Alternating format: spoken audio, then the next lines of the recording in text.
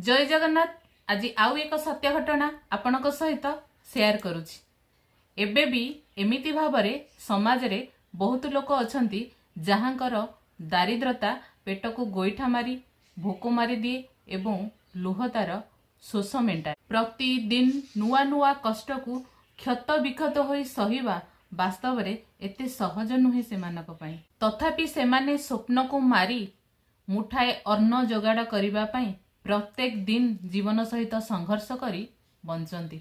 किंतु बेले बेले राजनीतिर राजनेता माने निजे राजा हेबार स्वप्न नेई सेमानकु नुआ नुआ स्वप्न देखाई परे सेमानकर भावना सहित एभली खेलंती एवं सेमानकर स्वप्न को धूलिसात कर दियंती, जहाँकि सेमाने भोगुथिबा दारिद्र्यर जंत्रणाठू ताहा केते गुणा कष्टदायक केवल सेही माने ही जानती। दयाकरी एही भली लोकमानंकु मिछ सांत्वना मिछ आशा भरोसा देई सेमानकर भावना सहित खेलंतु नाही। आउ जदि भी सेमानकु आशा भरोसा दउछंती ताकू हृदयर सहित लिभेइबाकू चेष्टा करंतु।